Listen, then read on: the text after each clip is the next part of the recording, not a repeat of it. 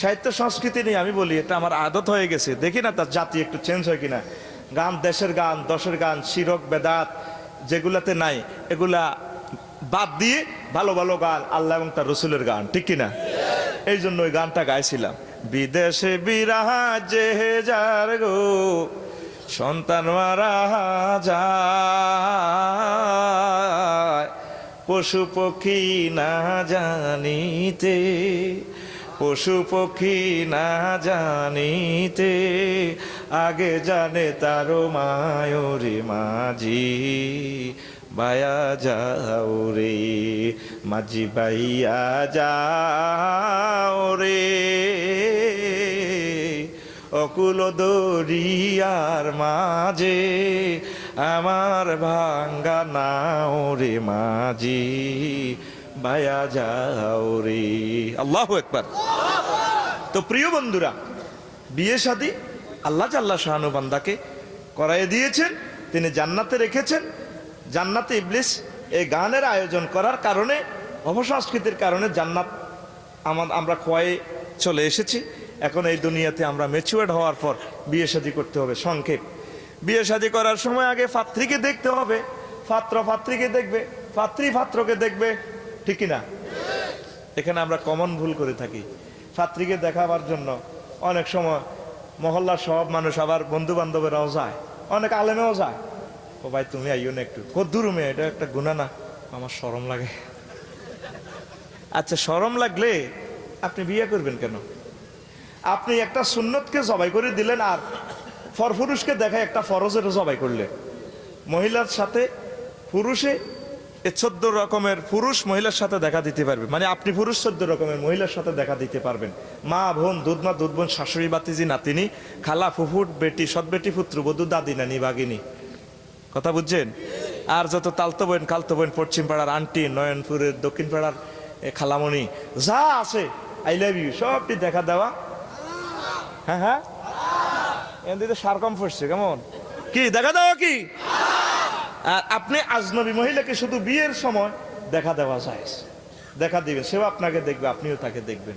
কিন্তু আমরা মিলেমিশে আছি, কি সুন্দর সবাই। আবার ছেলের বাপের দোয়া করে দেব, মা আল্লাহ বাসাক আসেনি, তখন কি শ্বশুরে হবু শ্বশুর কি তা এই মেয়েকে দেখতে পারবে? সমাজকে আজকে একটা বিশাল সমুদ্র থেকে, যা উপস্থাপক বলেছেন, আমি গাইডলাইন দিব, সম্ভব না তো।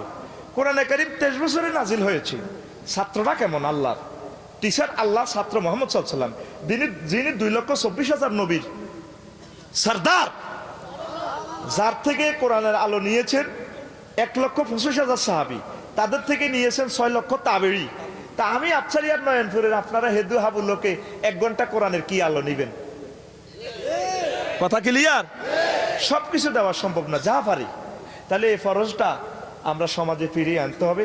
বিয়ে করার সময় শুধু আপনি দেখবেন, মদিনার নবী বুখারী শরীফে সোনার মদিনার টাওয়ার থেকে মেসেজ দিচ্ছেন, ও নয়নপুরের যুবকেরা, আমি সোনার মদিনার নবী বলছি, তুনকাহুল মারাতে লেয়ার বাইন লেমা লেহা ওয়ালে হাসাবিহা ওয়ালে জামালেহা ওয়ালে আও নাসাবিহা ওয়ালে দীনিহা ফাজফার বিজাতিদ দীন। ও আমার উম্মত, 4টা কোয়ালিটি দেখে মহিলাকে বিয়ে করো।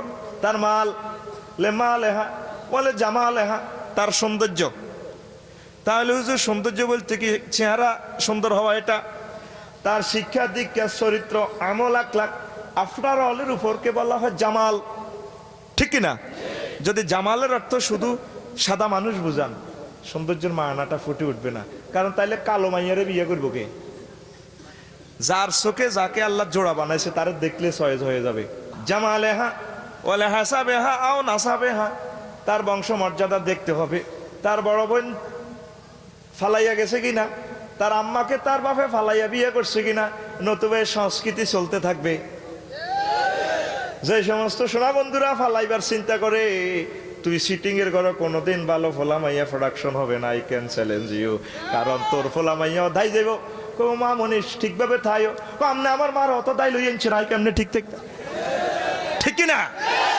এই জন্য আল্লাহ নবী বলছেন, ওয়ালে হাসাবেহা আও নাসাবেহা।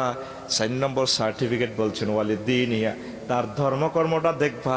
যদি 3টা সার্টিফিকেট কমও থাকে, যদি ধর্ম ভালো থাকে, ও আমার উম্মত ফাজফার বেজাতির দিন, তার ধর্মটা অগ্রাধিকার দিয়ে তাকে বিয়ে করো, তামাম জিন্দেগি তুমি সুখে থাকতে পারবি।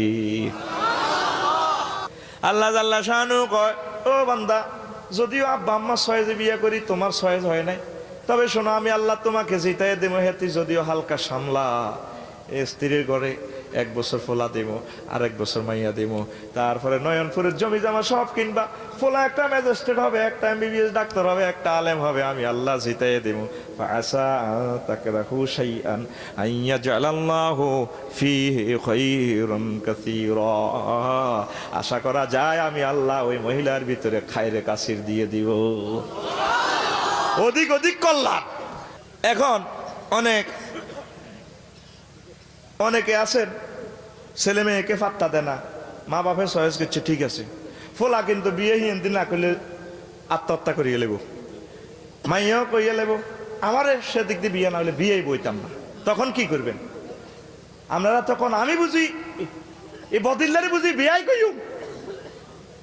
আপনি যদি এভাবে জিদ ধরেন, আল্লাহ না করুক ছেলে মেয়ে আত্মহত্যা করবে, এই সোনার কলিজার টুকরো যদি আত্মহত্যা করে, আপনি আল্লাহর কাছে দায় দিবেন। তখন করণীয় কি? ছেলে মেয়ের মতকে অগ্রাধিকার দিবেন, দোয়া করে দিবেন, কি করা, তারপর আত্মহত্যা থেকে বাঁচাতে হবে। কথা ঠিক কিনা? ফোলার গোষ্ঠী কিন্তু খুশি হয়ে গেছে, লাভসের হিসাবে 14 গোষ্ঠী ভাত খাবে মারক, ডায়াবেটিসে না ধরক, আমি আমার আব্বারে হাত তোলা দিছে, আমি জিয়ন্দি আইলা বিয়ে করেছি, জিয়ন্দি বিয়ে করাই পারলাই। তবে আব্বা আম্মার কষ্টে যদি মনে কষ্ট দিয়ে যদি বিয়ে শাদী করেন, চয়েস করেন, কোনোদিনও আপনি শান্তি পাবেন না। আপনার ছেলে মেয়েরাও আপনার বিরুদ্ধে আচরণ করবে। কথা ঠিক কিনা?